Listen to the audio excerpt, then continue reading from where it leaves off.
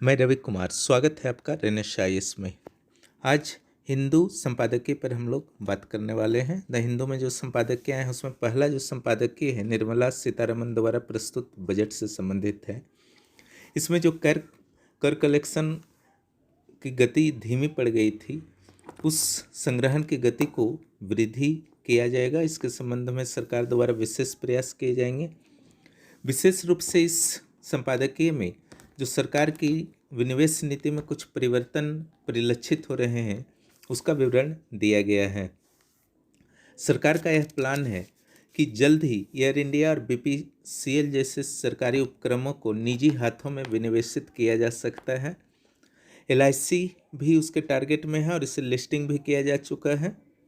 सरकार की जो विनिवेश नीति है उसमें दो बड़े बड़े पब्लिक सेक्टर इंटरप्राइजेस और दो पब्लिक सेक्टर बैंक आने वाले समय में विनिवेश किए जा सकते हैं। आत्मनिर्भर भारत पैकेज के संदर्भ में भी इस संपादकीय में चर्चा की गई है। सरकार जो है लगभग प्रत्येक जगह से अपना जो एक उनका जो हिस्सेदारी है सरकार की, या पूर्ण रूप से जो सरकारी कंपनी है, उस व्यवस्था को समाप्त करने की मूड में आ चुकी है। हालांकि कुछ क्षेत्रों पर अभी सरकारी नियंत्रण बना रहेगा, जैसे atomic energy, space, defence sector, transport, telecom, power, petroleum, coal and other minerals. मैंने कोयला क्षेत्र हो गया, दूरसंचार क्षेत्र हो गया, शक्ति क्षेत्र हो गया, पेट्रोलियम, यातायात, अंतरिक्ष और सुरक्षा क्षेत्र हो गया। ठीक है, तो इस ढंग से आप समझ सकते हैं कि सरकार जो है पूरी तरह से समाजवाद का चोला छोड़कर पूंजीवाद की ओर बढ़ चुकी है और सरकार कम से कम अर्थव्यवस्था पर नियंत्रण रखना चाहती है। आप समझ सकते हैं कि जो यूरोपियन और अमेरिकन तरीके की अर्थव्यवस्था के रूप में प्रवेश कराने का यह प्रयास है। इसमें क्या प्रॉब्लम्स आएंगे नहीं आएंगे ये तो चर्चा का विषय है, लेकिन अगर यह भी संपादकीय में थोड़ा सा इतिहास की ओर भी ध्यान दिया गया है, यानी कि कब से विनिवेशीकरण भारत में विनिवेशीकरण नीति की शुरुआत 1990 के दशक में हुई, यानी कि जब एलपीजी को, लेकिन विनिवेशीकरण चरम पर पहुंचा अटल बिहारी वाजपेयी के राजग सरकार के कार्यकाल में, जब दर्जनों सरकारी कंपनियों का विनिवेश कर दिया गया था। उस समय बाल्को और हिंदुस्तान जिंक जैसी कंपनियों का भी विनिवेश किया गया था। और अगर वर्तमान परिस्थिति में देखा जाए तो बाल्को और हिंदुस्तान जिंक कंपनियां अच्छा वर्क कर रही हैं, लेकिन वर्तमान में ओएनजीसी और एसबीआई जैसी सार्वजनिक उपक्रम की कंपनियां भी हैं जो बहुत ही अच्छा प्रदर्शन कर रही हैं। इसलिए यह नहीं कहा जा सकता कि विनिवेश ही सफलता का राज है, लेकिन सरकार अगर डिसीजन ले ही रही है तो निश्चित रूप से विनिवेश में पारदर्शिता होनी चाहिए और सभी को समान रूप से मौका मिलना चाहिए। किसी भी तरह से कुछ गलत तरीके से विनिवेश नहीं करना चाहिए, यानी कि भ्रष्टाचार की शिकायत नहीं आनी चाहिए, जैसा कि पिछले कई अवसरों पर विनिवेश के मामलों में देखा गया है। और सरकार के द्वारा विनिवेश से संबंधित में बजट घोषणा के बाद निश्चित रूप से जो शेयर बाजार में अत्यधिक उछाल देखे गए हैं, उससे यह प्रतीत होता है कि निजी कंपनियों को और जो पूंजीपति वर्ग हैं उनको सरकार की यह नीति पसंद आई है। लेकिन सरकार को जो एक बहुत बड़ा वर्ग है, वंचित वर्ग है, उसका भी ध्यान रखना होगा, जो सरकार के भरोसे ही है। खैर, इस पर चर्चा हम लोग अर्थशास्त्र में करेंगे। द हिंदू का दूसरा संपादकीय ट्रांसफैट से संबंधित है। ट्रांसफैट का अर्थ होता है संतृप्त वसा। अगर इसे सामान्य रूप से आप समझे तो तरल वनस्पति तेलों को अधिक ठोस रूप में, जो वनस्पति तेल तरल में होते हैं उनको अगर ठोस में आप परिवर्तित करना चाहते हैं, या फिर खाद्य भंडारण अगर कम कॉस्ट पर करना चाहते हैं, या फिर उपयोग अवधि में वृद्धि करना चाहते हैं तरल वनस्पति तेलों को, तो उससे आप ट्रांस फैट में बदल सकते हैं। लेकिन ये स्वास्थ्य के लिए बहुत ही हानिकारक होता है, क्योंकि इस ट्रांस फैट में बदलने के लिए हाइड्रोजनीकरण का प्रयोग किया जाता है।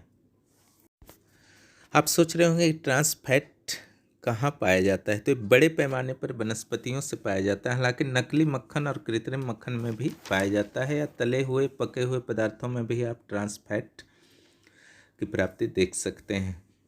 स्वास्थ्य पर अगर इसके प्रभाव को देखा जाए तो ट्रांस फैट से मोटापा में वृद्धि होती है, टाइप 2 के मधुमेह उत्पन्न हो सकता है, या हार्ट अटैक भी आ सकता है ज़्यादा कुप्रभाव पड़ने पर, और कैंसर की स्थिति भी हो सकती है। द हिंदू में इसी ट्रांस फैट्स के संबंध में आज संपादकीय में विस्तृत रूप से चर्चा की गई है कि भारत के द्वारा, जो भारत का एक संगठन है जिसकी स्थापना 2011 में की गई थी, food safety and standards authority of India, फसाई जिसको शॉर्ट में कहा जाता है। पहले ही फसाई के द्वारा WHO के मानकों के अनुरूप, वर्ल्ड हेल्थ ऑर्गेनाइजेशन के मानकों के अनुरूप विश्व 22 तक औद्योगिक रूप से उत्पादित ट्रांस फैट एसिड को 2% से कम करने का लक्ष्य रखा गया था। हालांकि WHO ने यह स्पष्ट किया था कि 2023 तक विश्व के सभी देशों को ट्रांस फैट्स यानी कि जो संतृप्त वसा है, जो कुल ऑयल्स किसी भी फूड में होते हैं, उसका 2% से कम कर लेना है, ठीक है। और भारत इस टारगेट को विश्व 22 तक ही पूरा कर लेगा, ठीक है। इसी में आपका यह भी दिया गया है, इसी आर्टिकल में, इसी एडिटोरियल में, कि विश्व का अगर पहला देश देखा जाए कि जो ट्रांस फैट को पूरी तरह से समाप्त कर चुका है, यानी कि 2% से नीचे कर चुका है, वह है डेनमार्क। इसने 2004 में ही कर लिया था। और जब डेनमार्क ने 2004 में ट्रांस फैट को 2% से नीचे लाने की घोषणा की थी, तो यूरोपियन यूनियन और यूरोप के अन्य देश भी काफ़ी विरोध कर रहे थे। हालांकि अप्रैल 2019 में यूरोपियन यूनियन ने इसे खुद ही अपना लिया कि अप्रैल 2021 तक 2% से नीचे ले आना है ट्रांस फैट्स को किसी भी फूड के उत्पाद में, ठीक है। अन्यथा यूरोपियन बाज़ारों में ऐसे फूड की अनुमति नहीं होगी जिसमें ट्रांस फैट 2% से ऊपर हो, ठीक है। अगर डेनमार्क की बात करें, जो 2004 में उसने ट्रांस फैट को 2% से नीचे बहुत कड़ाई से लागू कर दिया था, तो वहाँ पर सुप्रभाव भी देखने को मिले हैं। डेनमार्क में ट्रांस फैट्स को 2% के नीचे रखने के निर्णय के बाद वहाँ हृदय से संबंधित रोगों में प्रति लाख जनसंख्या पर देखे जाए तो 14 लोगों की जो डेथ है वो कमी आई है। पहले जितने डेथ होते थे उसमें 14 लोगों के डेथ अब कम हो रहे हैं। इससे पहले मान लीजिए कि 100 डेथ होते थे, तो अब मात्र 86 डेथ हो रहे हैं। अब दूसरे पक्ष पर देखते हैं कि आखिर ट्रांस फैट्स का यूज करना क्यों बेकार है। इसी आर्टिकल में यह भी दिया गया है कि अगर आप ट्रांस फैट को यूज नहीं भी करें और उसके वैकल्पिक साधनों को यूज करें, तो बिना टेस्ट में कमी किए हुए और किसी भी तरह के कॉस्ट में वृद्धि किए हुए आप सेम क्वालिटी के सामान प्राप्त कर सकते हैं। इसी संदर्भ में भारत के फसाई के द्वारा यह घोषित किया जा चुका है कि भारतीय कंपनियों को विश्व 22 तक जो ट्रांस फैट्स है उसको 2% से नीचे लाना होगा। विश्व स्वास्थ्य संगठन ने भी संतोष व्यक्त किया है कि जितनी भी खाद्य उत्पादन से संबंधित बहुराष्ट्रीय कंपनियां हैं, उन्होंने 2023 से पहले जो ट्रांस फैट्स है उसको 2% से कुल ऑयल्स की जो मात्रा होती है उसमें 2% से नीचे लाने के प्रति प्रतिबद्ध है। काफ़ी अच्छा प्रयास है, इसको आप लोग पढ़िए आर्टिकल्स को, और जो मैंने बताया है उसको सुनिए। ये आपके साइंस एंड टेक्नोलॉजी के लिए अत्यंत महत्वपूर्ण है। विज्ञान और प्रौद्योगिकी यानी कि साइंस एंड टेक्नोलॉजी से संबंधित एक संपादकीय प्रभात खबर में भी आए हैं। यहाँ स्वास्थ्य क्षेत्र में आर्टिफिशियल इंटेलिजेंस की किस तरह से यूज हो सकते हैं और उसका क्या लाभ है, इस संदर्भ में बताया गया है। आप जानते हैं कि विश्व की आबादी का एक बड़ा हिस्सा जो है गरीब और निम्न आय वर्ग से है। दूर दराज के क्षेत्रों में जहाँ अस्पताल एवं स्वास्थ्य सुविधाओं का अभाव है, ऐसी स्थिति में आर्टिफिशियल इंटेलिजेंस जैसी जो आधुनिक तकनीक है बहुत ही हेल्पफुल हो सकती है। इस तकनीक का प्रयोग कर अत्याधुनिक चिकित्सा को दूर दराज तक पहुंचाना संभव है। इसके तहत लोगों के स्वास्थ्य से संबंधित आंकड़ों और सूचनाओं की पड़ताल विशिष्ट क्षमता से लैस कंप्यूटरों द्वारा की जाती है। अगर इस ढंग से जांच होती है तो सिर्फ भारत के विशेषज्ञों का लाभ ही मरीज नहीं उठा सकते हैं, बल्कि विदेशी विशेषज्ञों का भी लाभ उठाया जा सकता है।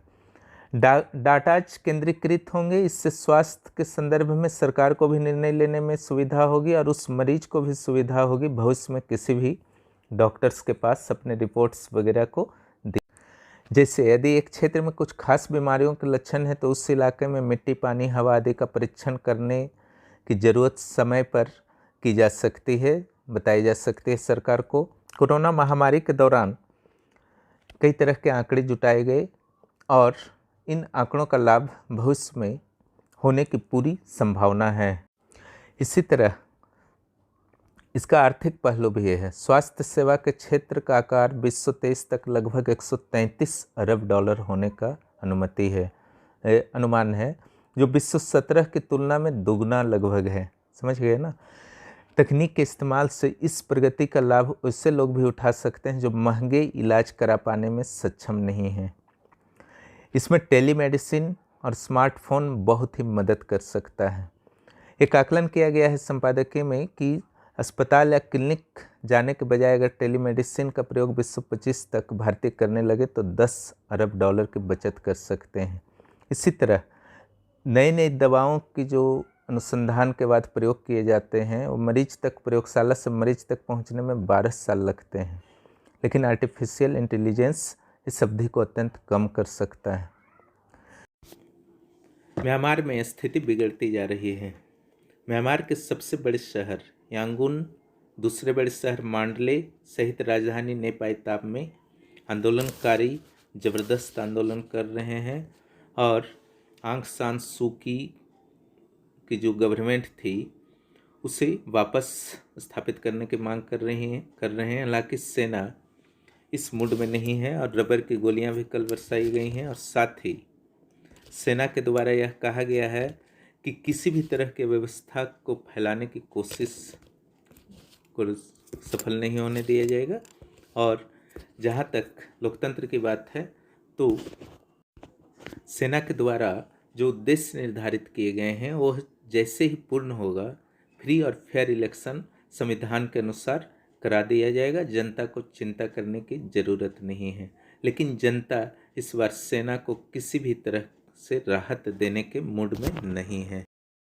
इधर वर्ल्ड हेल्थ ऑर्गेनाइजेशन के 17 अंतर्राष्ट्रीय विशेषज्ञ वुहान के उस प्रयोगशाला में पहुंचे जहां से यह आशंका व्यक्त की गई थी कि कोरोना वायरस यानी कि कोविड-19 का वायरस वहीं से पूरे विश्व में प्रसारित हुआ।